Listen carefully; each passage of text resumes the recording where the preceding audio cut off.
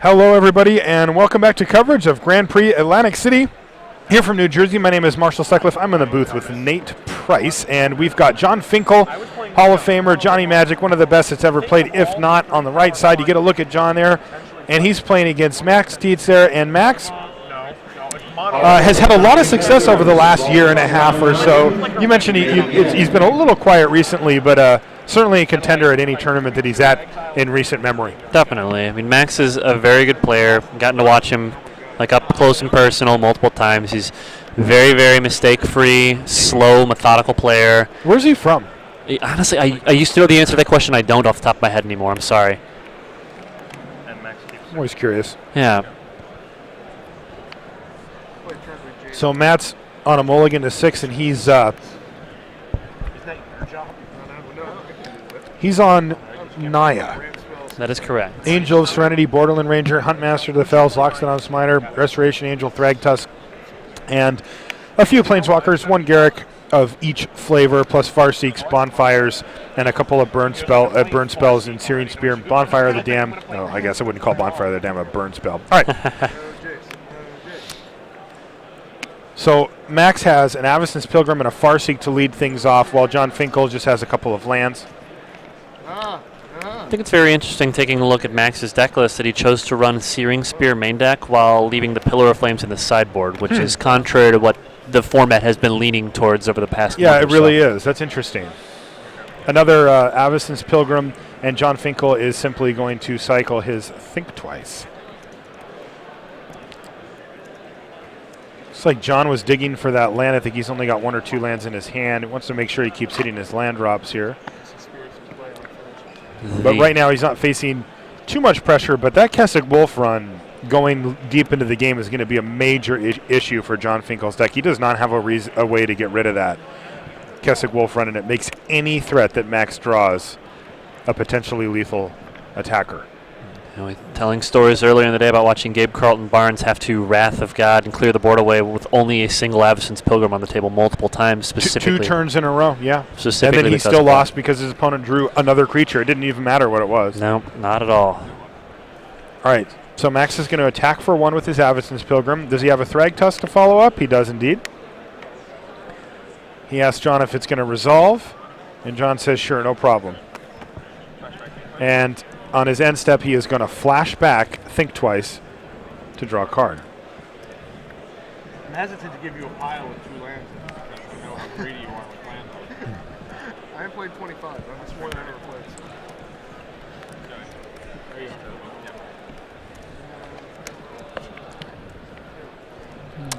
go. Let's see.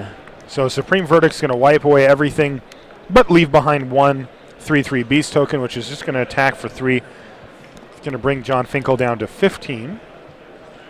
And what does Max have to follow up? Huntmaster of the Fells? No. Garruk Relentless. Okay.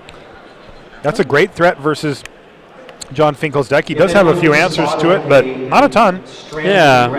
Garruk's interesting in this matchup because in both Garruks basically fill the same roles, just slightly differently, because you want them in the control matchups to be a never-ending source of tokens. That's right.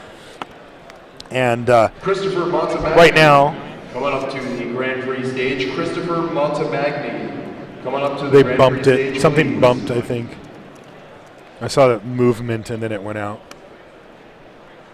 All right, looks like it's back.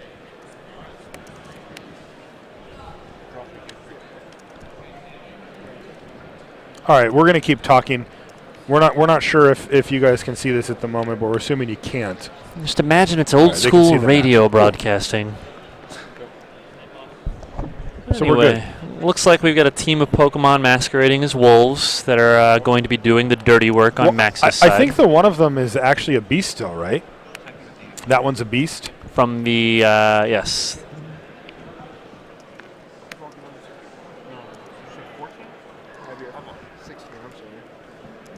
And it looks like John is going to go ahead and block. Right now, Rashad's over there working on getting the graphics back up. So okay, so Max decides to go ahead and use his Kessig Wolf run to trample over for some damage here. This is a final call for Christopher Montemagni. Please come up to the main event stage. And Max is going to make yet another wolf token. So he's got 2 wolves left. right? That looks like 2 wolves to me. Okay.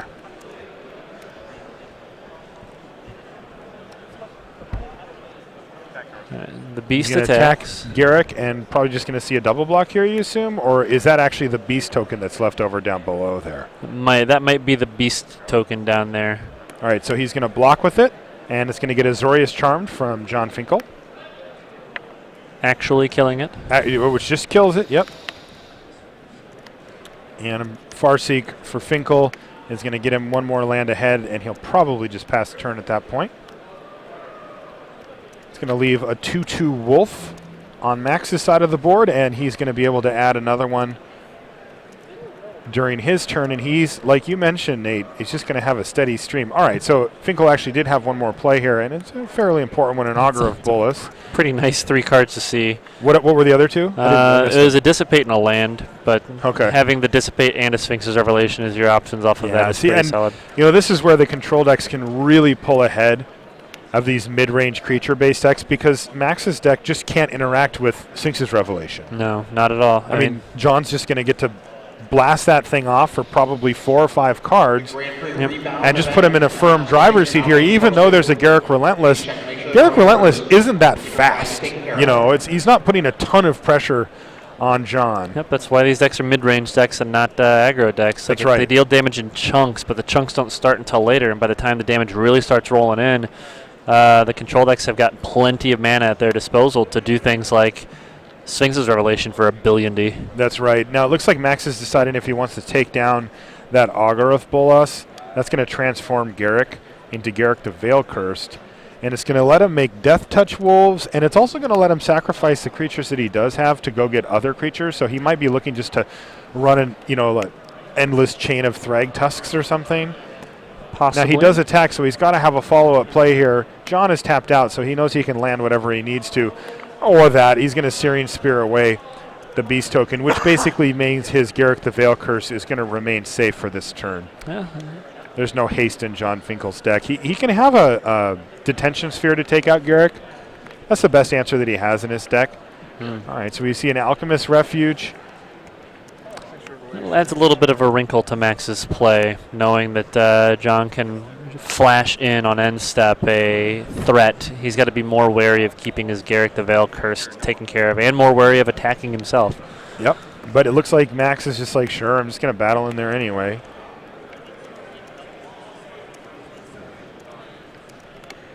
Now Max knows that John has that Sphinx's Revelation.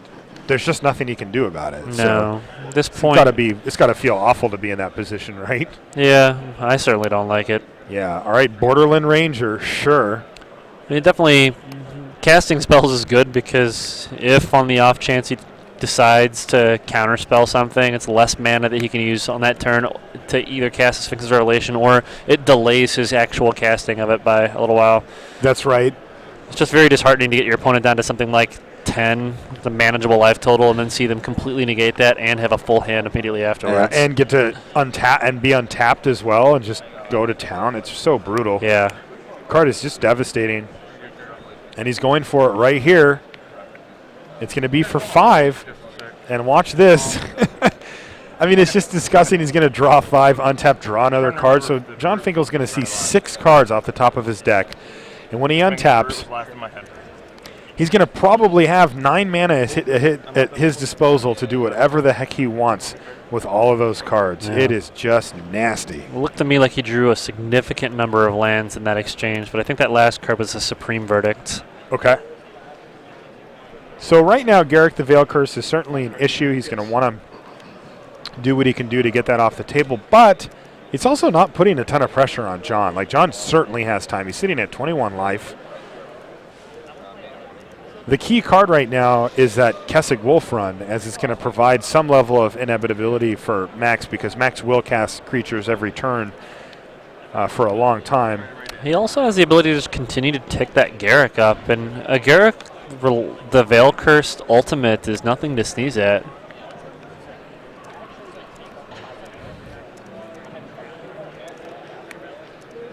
Well, let's see. Overrun? Yeah. I don't sneeze at Overrun. Max is starting to position himself, although I guess Overrun is a little worse when you keep your opponent can cast Wrath of God or Supreme Verdict in the attack step. Yeah, that's true. It's much worse. Also, I'm not sure how many creatures Max has in his yard, but I think it's like actual Overrun at this moment. Yeah. It's also the fact that Alchemist Refuge places a lot of pressure on Max because it makes his decisions about when to Kessig Wolf Run more difficult as well. I don't see how Max gets out of this, to be honest. With that Alchemist Refuge, it just means that Max just has to play basically recklessly, throw his guys into potentially flashed-in Thragtusks or, like you mentioned, Supreme Verdicts. It is early. Like, there's still plenty of time for things to happen. So he goes ahead and uses Garrick the Veil Curse to sacrifice his Death Touch Wolf, I believe, and he's going to go get looks like a Loxodon Smiter is the first thing on his mind. But He just wants Thragtusks. passes it up. So his plan is to play Thragtusks and give them pumps with Kessig Wolf Run and hope that that gets him there. There's a Thragtusk.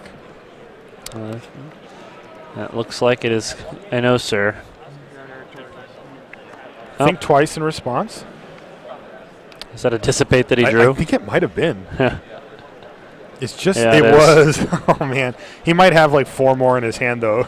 Yeah, he's also he has the Supreme Verdict in his hand for later.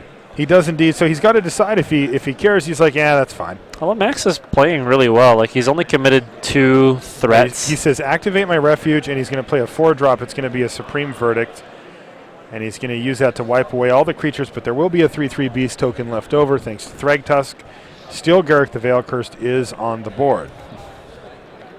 A couple of lands more for Jon Finkel, but he probably doesn't even mind that much as, you know, the one thing about Sphinx's Revelation is that it tends to draw you into more of them or at least get you closer to drawing them, and they kind of chain together a lot of times. Yeah. He's got an Ophalia Drown Yard now, which is likely best used in this situation, tapped for mana. Yeah, I think he's going to actually just play, Jace Memory Adept here. All right, it's Dueling Banjos. And he's got to decide what he wants to do with it. So what are Jace's other abilities? He can plus it, and then that's +1, and that's going to mill target player 1 card, and you draw a card. Mm-hmm. And his ultimate is something that nobody ever does. It basically restarts the game or something like that. No, not that one. That's not it. I think it's a mill one. Any number of target players each draw 20 cards. Oh, okay. Yeah. So that's fair. Basically, it just finishes them off. But for the most part, he's going to use it just to draw extra cards for as many as he needs, and he's going to. He'll probably just start zeroing Jace once he gets to untap with a bunch of cards in hand. Yeah. Once he can protect the Jace that's in play. All right, Max is going to attack this Beast token, and we're going to see Azorius Charm put it right back on top of his library. In other words, it's gone. Okay, make a 1/1 Death Touch Wolf from Max and ship the turn back. There's a Think Twice hiding in John's graveyard. He is going to flash that back with his last 3 mana. Draw a card. And let's see what he has here. It's just a question of when, right? Like at some point he's going to start using Jace to mill, or probably just as a win condition, but he just needs to decide when he wants to turn that corner. And in the meantime, he's just going to be drawing cards with it. All right, Farseek. That's going to get him more land for the next turn. Also clear out 1 land from his deck potentially here. At this part more important, certainly. Yeah. Mm-hmm. Yeah, I mean that corner gets turned when he has a way to protect Jace. Like as it is right now, like drawing the card is nice because it gets him closer to that, but it's also a defensive measure. Like he needs more loyalty to defend against. I mean, I guess it doesn't particularly matter how high he gets because that Kessig Wolf Run is going to make it to the point when Max can kill it regardless of the number of loyalty counters it's on, unless it gets tremendous. But as long as he can keep making creatures, which he's got Garrett for. Now, exactly. We saw Jon Finkel make a nice play there. He used up his Farseeks before using Jace. He wanted to make sure that he had the best possible chance of drawing a business spell and not a land off of his Jace activation, so that's why you saw him do those first. Small edges. Celestia Charm. Make a 2/2.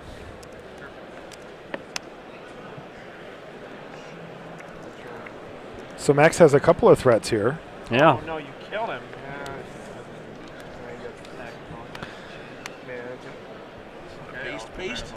All right, so both creatures attack in.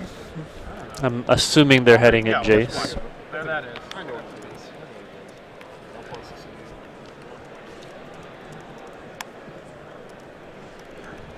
is. All right, Max is doing a little math here, figuring out how much he wants to go for. Looks like he's making it the full amount. So, assuming John has nothing, which seems semi-unlikely. Now we get interesting next turn. We get to make Looks like we're going to see another Azorius Charm here from Jon Finkel. He says, nope, not taking any damage at all.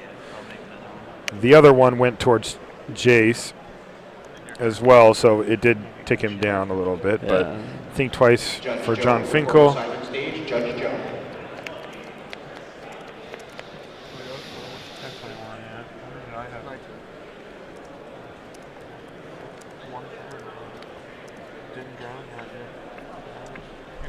All right, so it's Finkel's turn. He's got 100 lands on the board and 100. Might be a couple less than 100 cards in hand. All right, he started at 0 Jace, so He started the at cards 0 10 at a Jace. time. Yep, so that's mill 10. And he plays his land for the turn and just says go. He's probably got about somewhere near 30 cards left in his deck. Was that a Golgari? What was that? Oh, it's that. Okay. Overgrown Tomb. Yep.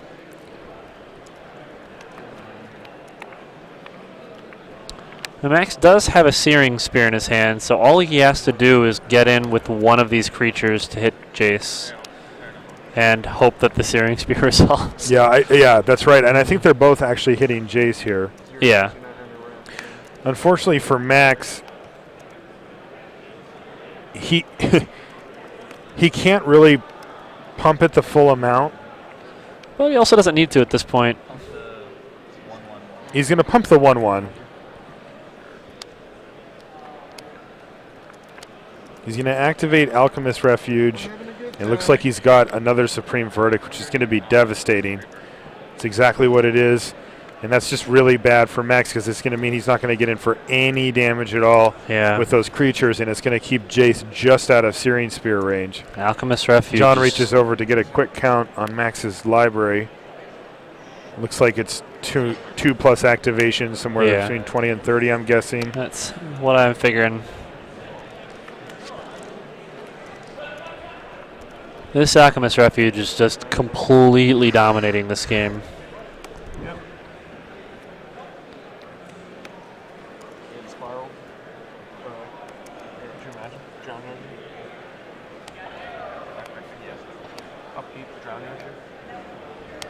Yet a little bit more protection and another Azorius Charm hanging out in his hand.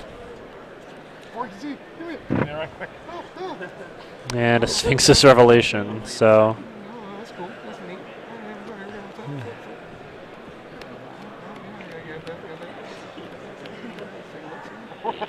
Alright, 10 more cards go away. Alright, come on now. Hold on, no, it's I know, you know what's in my deck. A couple things now. Yeah, Max had the ability to make an nearly unlimited number of creatures one at a time from his Garruk, but it's just too slow.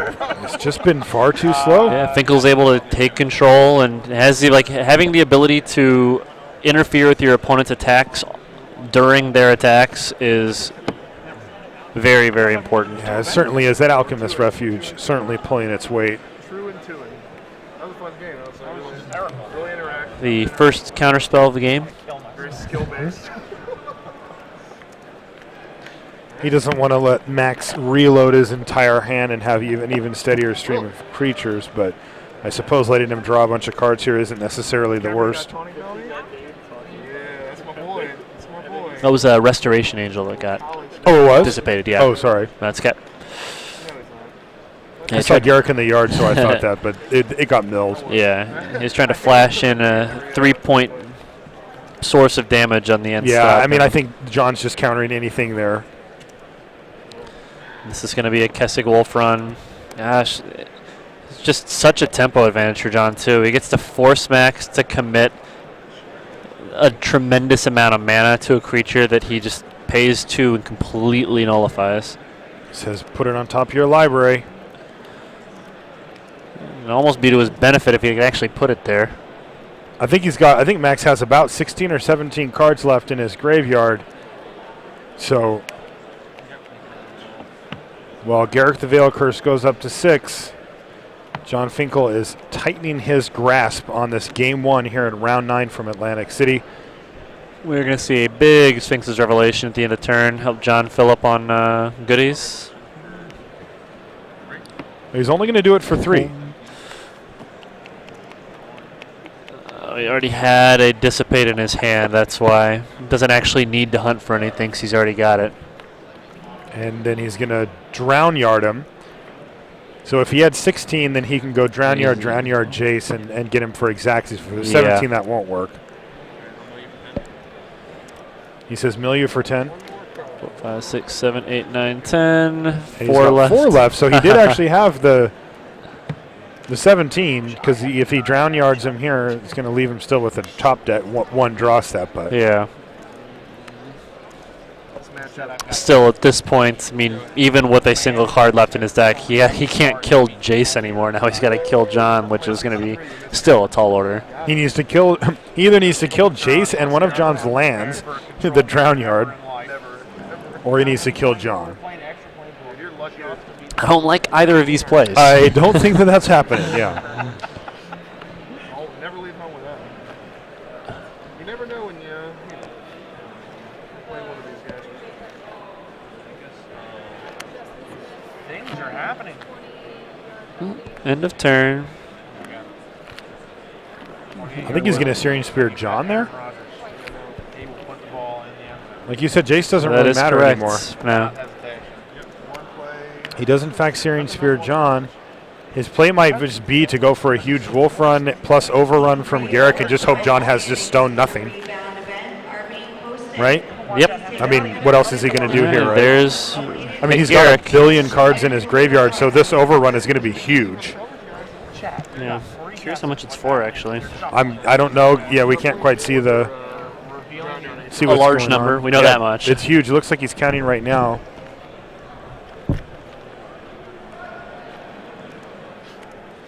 Caught me. Nice card. We caught. How many should he? 2? Mayday. 2, is it right? I'm telling. 2. One. Who knows? Not?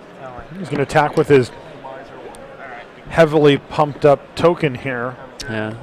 John's got. So John needs another Azorius Charm or a Wrath, or he needs to gain a bunch of life. He's got a lot of different options here. I think he's counting. I'm pretty sure. I mean, with this mana tap, it's Sphinx's Revelation. that would have been a Sphinx's Revelation. Yeah. Well, looks like John's going to rethink it though. This is 1, 2, 3, 4, 5, 6, 7. He can get 7 plus 7. So it's 8 plus whatever Garrick is. Yep. 8 plus whatever the overrun from Garrick was this time. One land. I'm assuming it's lethal. I can only imagine.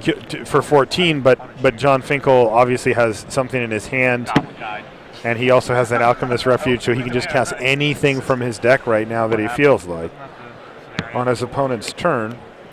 So the question is, what does he want to do? Said I'd play Yu-Gi-Oh! I went in and appreciate it, buddy. John is in the tank here. He's being attacked. It must be for more than we're thinking. I'm also curious if he counted Max down and saw that he has a Searing Spear left in his deck. It might alter things. Yeah, that's a really good point. I mean, he might not know the exact amount that somebody is running, but Yeah.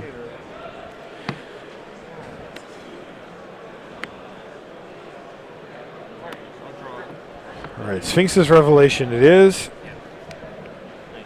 And he's doing it for how many? 5? For 4? 5? 5. Puts him up to Okay. 19.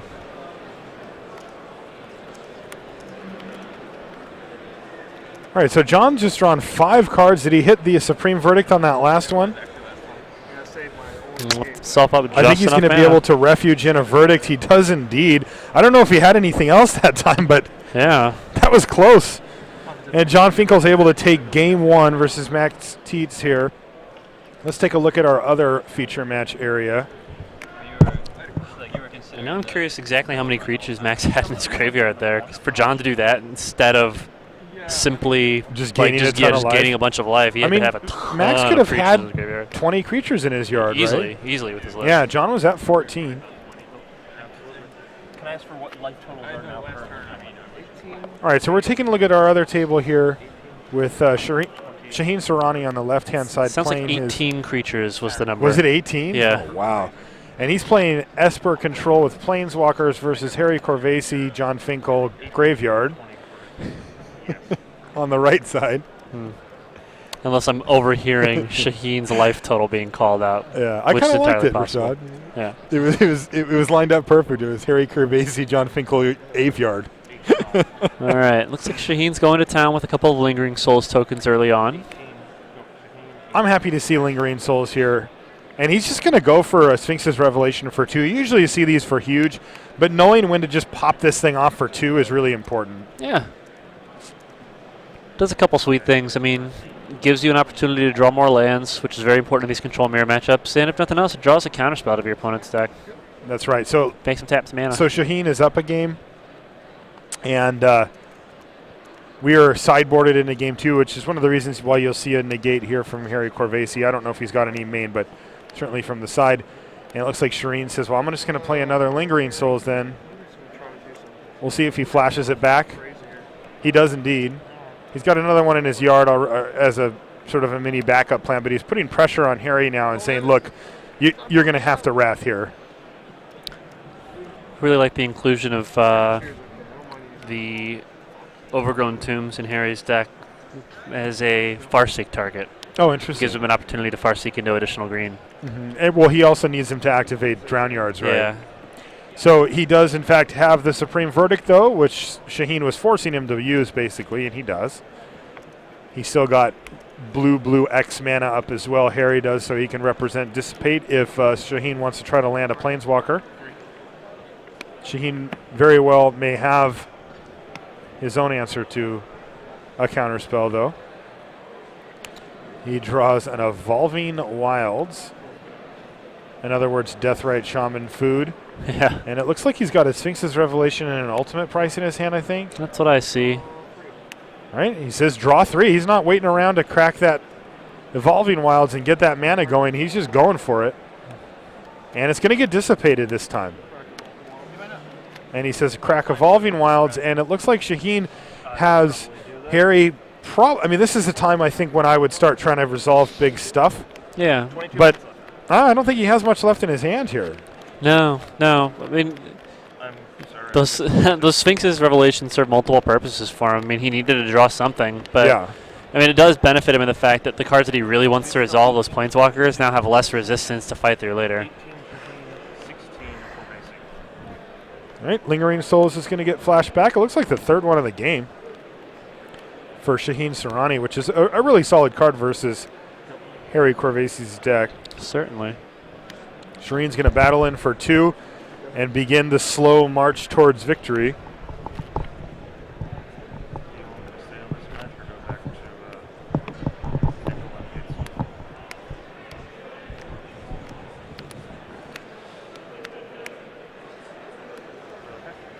Amass the components for Harry. It's a card I haven't seen in bank control in a And while. it's going to get dissipated. Shaheen doesn't want Harry to get a bunch of extra cards. Yeah. Harry Unlike- is very well primed here for a Sphinx's Revelation with all that land in play. And Shaheen just attacks and ships a turn back. He's got an Ultimate Price in his hand. I think he's also got a Negate, maybe? Yeah. Like in Shaheen's deck, the important spells for him to resolve are those Planeswalkers, whereas Harry's deck, like, his most important spells in this matchup are those card drawing spells. Yeah. All right, it clearly wasn't a negate because it would have been used right here, I'd imagine. Nope. Wow. So Harry Corvesi with a huge Sphinx's Revelation. Is that an evil twin? Harry in his has hand? Sundering Growth in his hand. Kind of interesting inclusion. Shaheen has an evil twin in his hand, I believe he drew for the last turn. And he's just drawn Tameo, but unfortunately it was a couple turns late here as Harry's got a full grip now, and I don't think this is going to resolve at all. This seems pretty unlikely to resolve, right? You would be incorrect about that, apparently. I did see him grabbing for a dice, so it looks like Harry's going to be battling. Oop. All right, so John Finkel, that Terminus was on top of his deck, but he accidentally hit it with his hand, and it revealed it. Yep, it's clearly not. Shuffle the randomized portion because you're looking at extra cards. All right, so John Finkel gets a warning for looking at extra cards, and he just has to shuffle. Just a shuffle. You have open mana. You clearly can't act it knowing what it is. Get a little explanation from the No, judge he there can't on the screen. 'cause And no, he cannot miracle it, even though he did reveal it. Good question. Oh, yeah, here. I've got plenty. Sorry about that. 18 all, right? Looks like Max might be down a card. If not more. Probably going to see a Farseek here for John Finkel. That is in case, or in fact, what we do draw. He's going to play a land for the turn ahead of time. He's just playing quickly to make sure that he doesn't get another draw. Neither player wants a draw here. And it's going to be a Thrag Tusk for Max. So Catches Finkel while he's tapped out. Yeah, solid addition to the board. It's going to make Finkel use up some cards, and it's going to be able to put a reasonable amount of pressure on John. John has plenty of answers to a card like Thrag Tusk, but there's no easy answer. He's got his own in this case. That's a pretty easy answer. Yeah, actually, I guess it is. It's one of the only ways to just straight 1-for-1 for it if he lets you trade it twice. Exactly. There's pure parity on that part. You drawing 6 cards should have had it all anyway.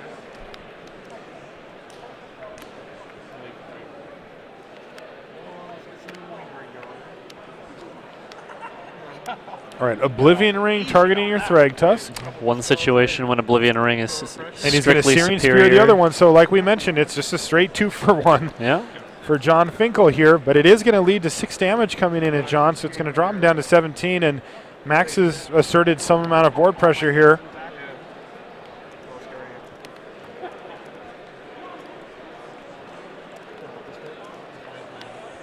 So let's see what John has to answer with. He plays a land. He's going to do another Farseek, so he's just building out his mana base right now. He's got He certainly has enough land. He's got a Revelation in his hand too, so that's So he's just building likely up for coming a in the huge future. one. Yeah.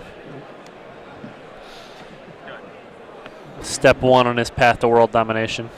What? Can't let your honor You get away. have made that creature. Yeah.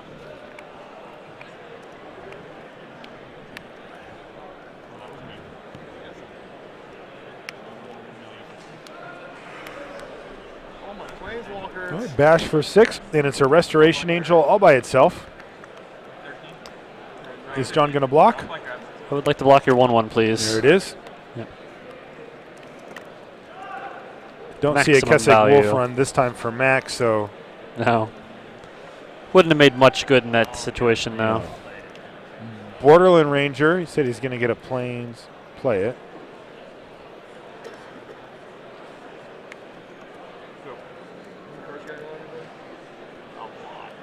Okay. And that was 30. draw go, I believe. A signature move from Finkel for sure.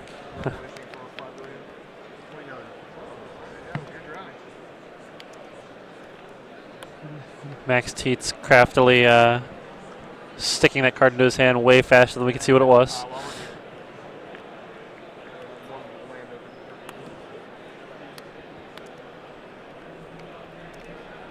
Now his decision of whether or not he wants to throw potentially his 2/2 away. 'Cause if he attacks in and Max or John decides to block the 2/2 with his 3/4 and then do something. Yeah, To that and then Thrag Tusk. Max Just- would have John down to 5 if he can find a way to get that Restoration Angel out of the way next turn. Yeah. Then he could get him. decides to opt for that trade. Doesn't go for the potential value 2 points on the off chance that John decides to block with his. Nope. And this is going to angel. be a Sphinx's Revelation for 4 as John is moving things firmly in his direction here. Yeah. He's have a verdict to deal with this here. Drown you. Anything? Farseek mana.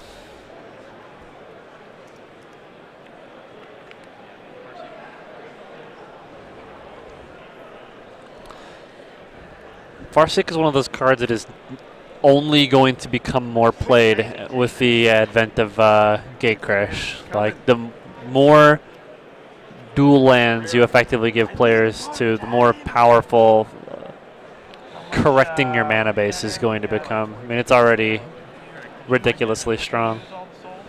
Add in another 5 dual lands and you get yourself the next level. Don't find another one.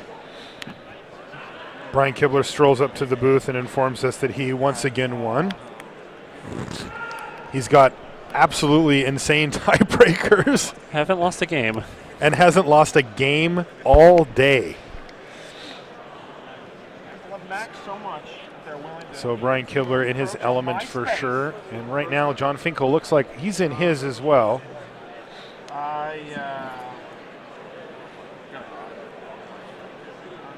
So he's got the supreme verdict if he wants to go for that. Right now, John's at 14. He's facing some amount of pressure here. 5 points of damage, taking him down to 9. 5 Not damage. particularly threatening. Just say yes. Just say yes. All right. It's about time to pull that trigger. He might be able to take one more hit, but I don't think he can take the chance. Yeah, it that, feels like you just want to go for it here. He's got Max down to 2 cards in hand. Yeah. I don't think he can take the chance that a Kessig Wolf run off the top And it's just a crushes it. Terminus Oh, off the well, top. That'll do. It's going to get miracled, so it's going to leave a lot of mana open for John Finkel this turn. Otherwise, it did about the same thing that the Supreme Verdict would have done, except for that now he gets to keep Supreme Verdict in his hand. Yeah. Shut up. Do it. Too good. Okay, locks it on Smiter for Max, and he also has a Farseek after that as well. Alright. Back to Augers. Back to work, boys. Go. Oh my god.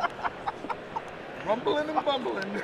A lot of fun being had by our other feature match, but these players are a little bit more stoic. There you see the sideboard specialist Slaughter Games. Oh, I see that. Slaughter hitting the Games graveyard. White upset. usually names Sphinx's Revelation to take away the big card draw engine from the Bant deck. Also, probably just the best card in the Bant deck. Yeah. I mean, you hit that and you hit Thragtusk, and they have a really difficult time winning the match. That's right. I think John's thinking about just Supreme Verdict in a way. This one locks it on Smiter here, and I wouldn't blame him. He does indeed. Max still doesn't have a Kessig Wolf run, but if he did, would have been lethal. So John doesn't want to take the chance. Yeah. I understand. And Max just says land go. And he's going to get milled for 3 from the Drown Yard. Another Slaughter Games pack. hits the yard. Yeah. Slaughter Games is. I mean, it's there's still 2 more copies hanging out. So And there's a Slaughter Games off the top for Max. So my mistake. 1 more copy. all right. So I don't know what he's going to name at this point. Let's What see, do you we've think? seen we've seen Supreme 2 Verdict or Sphinx's Revelation? Yeah, at some point you wouldn't want that anymore. But he's got Yeah. Dissipate, Land, Azorius Charm. He did name Sphinx's Revelation. Yeah. So he's going to let him keep his Wraths, but he's going to make it much harder to find them. And there's the third one. He's only resolved Yeah. 1 so far. Hey, some people just have bigger Yeah, I don't think you name. I don't think you bother with Supreme Verdicts. Like, I have the biggest. pretty sure that you. I mean, you do if you draw a third, but your first 2 are almost always aimed after the Sphinx's Revelation and then Thragtusk. Those are the 2 cards that are what gives them game. So John's sitting on what, land, 2 counter spells, and an Azorius Charm to finish this up with. So Yeah, unfortunately for Max, he has no pressure on John at all right now. He's potentially All right. There's more of a burner on you guys now. What's up? Max is continuing to draw not pressure. Oh my, John is just milling threat after threat after threat. That last one was pretty brutal. Yeah.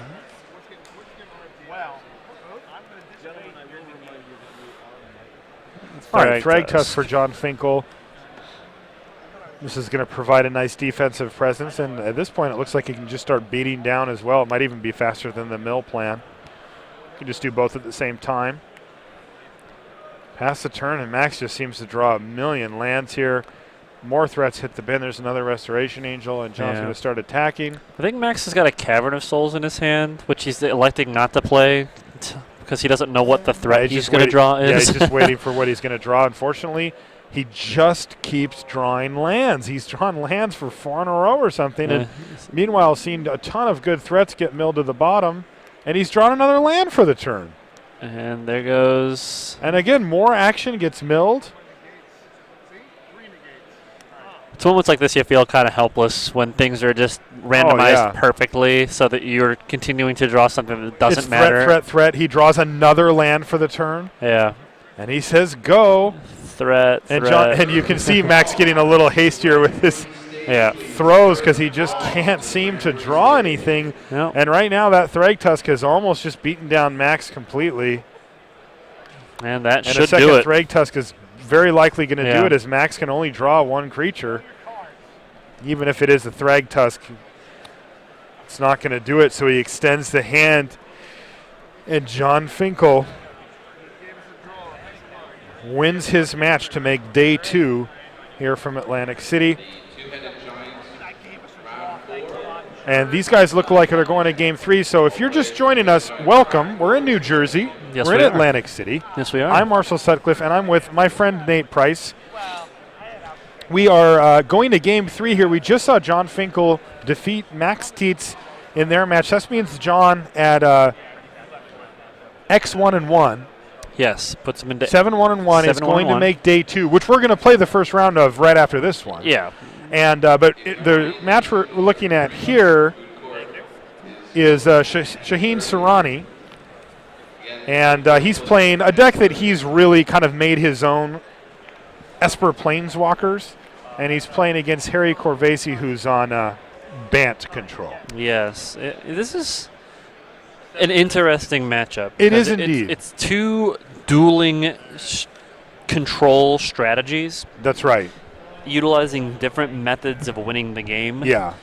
Shaheen's deck, the Esper control deck, tends to have a few more options available to it, few more avenues to victory, because it does have the Planeswalker path in addition to a traditional creature path. Mm-hmm. I guess traditional creature path is probably incorrect to say, because it's not running the Thrag Tusk-based creature path that you generally see from the control decks.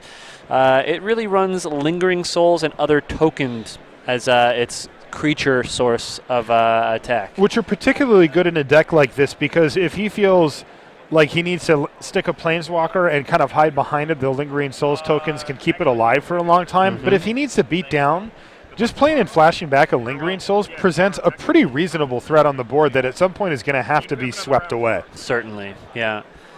I think if I was going to peg the two of these, I mean, Shaheen's deck certainly seems to have an advantage over the Bant deck because it has more card drawing, more ability to selectively choose the threats that it draws, which the Bant deck doesn't really have. Yeah, I mean, think about it in terms of this. Like, so Harry's deck has Thrag Tusk. So if he fights to have a Thrag Tusk resolve, he has a Thrag Tusk. Meanwhile, Shaheen's deck has many answers to creatures, right? Yeah. And this flip the side over to Shaheen.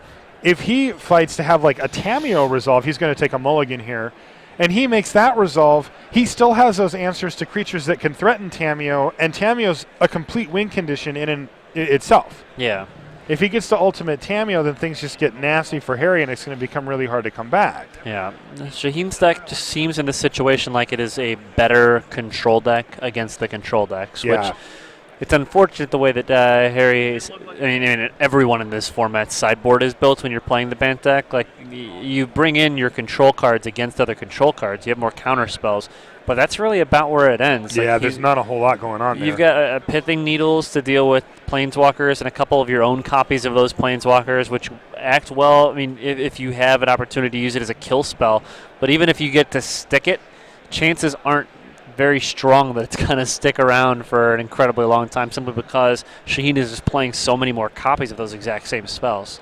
All right, so Shaheen led off with a tapped Glacial Fortress, but he played a turn 2 Thought Scour targeting Harry, and Harry just went land. So I see that there's a Forbidden Alchemy for Shaheen Soorani here, and he's got a Nephalia Dranyard right away. Harry's going to help the cause a little by playing his Think Twice. Yeah, normally you'd see Shaheen aim that Thought Scour at himself. He does have that one copy of Snapcaster Mage and 4 Lingering Souls to be able to flash things back, but he understands that this match, more often than not, is going to come down to the ability to mill an opponent out. So the less cards he can give his opponent, the better. All right, he's going to pitch a Lingering Souls and 2 lands.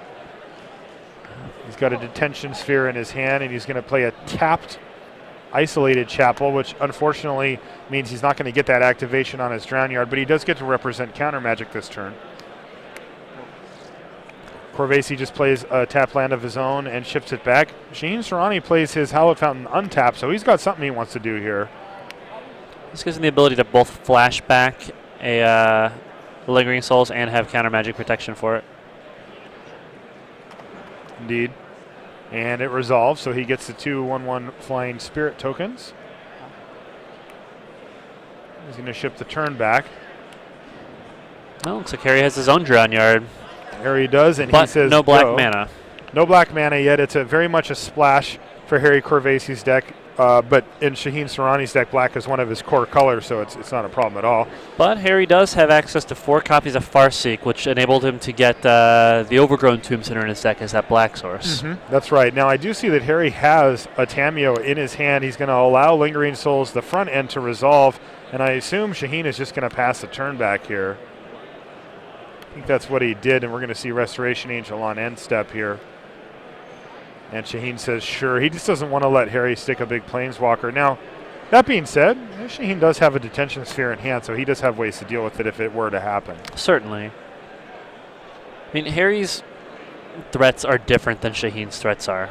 Like, Very. Harry's threats against Shaheen are primarily his ability to draw cards and consequently draw more of the cards that Shaheen cares about. Yeah. Like, I mean, I guess it's not necessarily draw more cards that he cares about, but draw enough cards that he has to care about them. Yeah. Is really what it is more than anything else. Right. I mean, if you play a Thragtusk and Shaheen deals with it, and you play another Thragtusk and Shaheen deals with it, that third Thragtusk is going to be really, really tough to deal with. Yeah. You know? But you just need a lot of resources to do that. All right, so they're going to have a little counter fight here with Dissipate.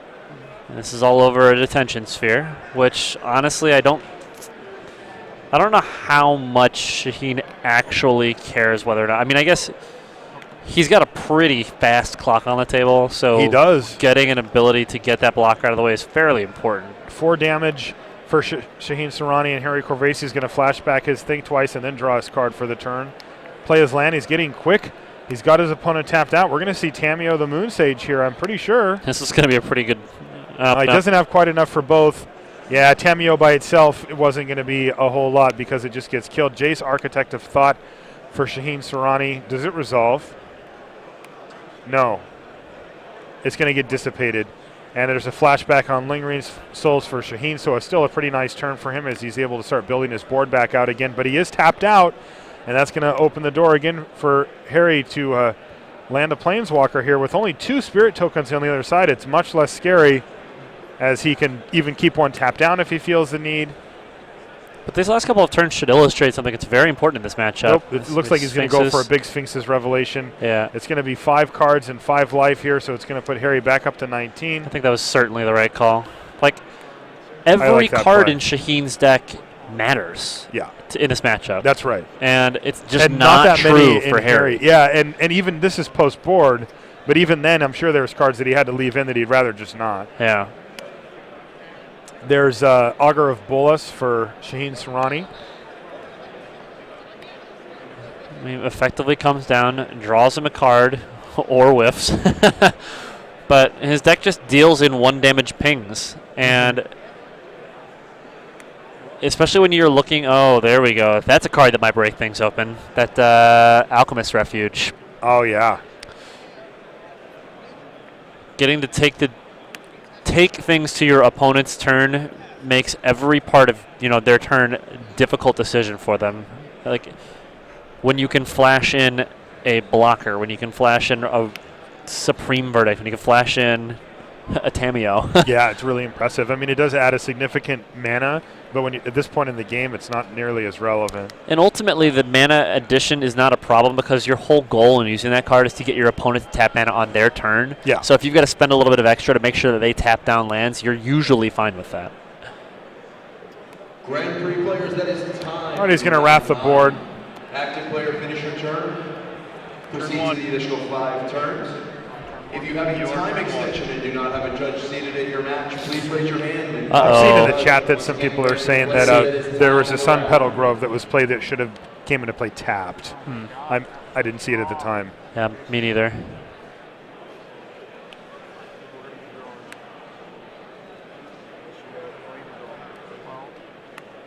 We see a Jace Memory Adept hiding out in Harry's hand. Just drawn this turn.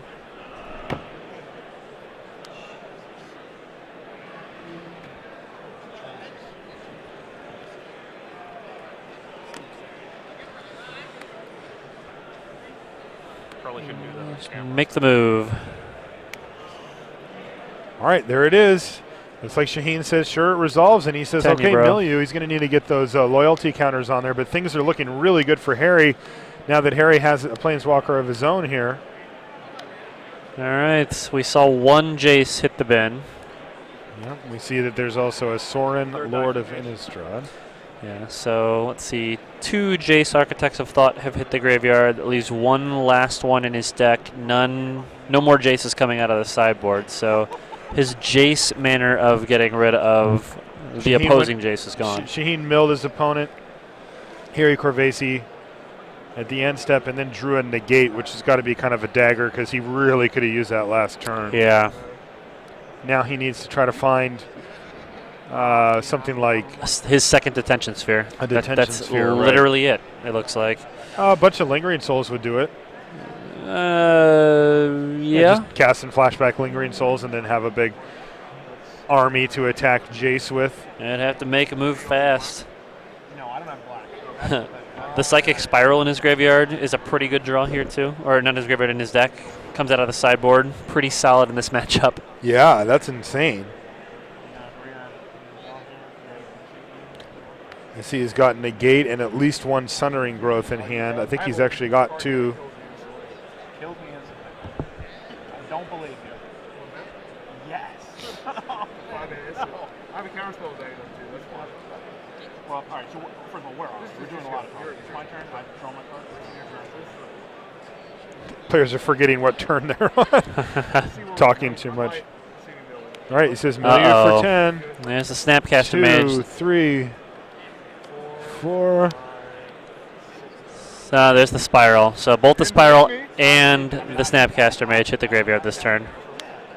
That's a problem. All right, there's a Lingering Souls there, but is 1 activation enough after this to kill 20, Shaheen? 35, I guess so. All right, he sends out the hand, The match slip, please, gentlemen. and it looks like Harry Corvesi is going to advance to day 2, but so is Shaheen Sarani. Both of them are going to have a appropriate record to get to day 2. My hand was like 2 disenchants. The guilds of Ravnica continue plotting, so myopic in their quests for power that they're unaware of our machinations. Under my stewardship, House Dimir will assume dominion over this city. Toward that end, the Simics' ability to evolve and adapt could prove an asset. They breed new predators without thought to the prey they might hunt, and the marginalized rule. The clan's explosive violence can provide the finest cover for our covert dealings. The Orzhov Syndicate skillfully restored the facade of piety, but are driven as ever by base pursuits of wealth and power. Throughout, my Dimir agents hear all and see all, gathering secrets from the shadows, never attracting the attention of those righteous enforcers known as the Boros Legion. Its platoons will be kept busy with other, less subtle crimes. My path will be made clear. No one of this world can stop me.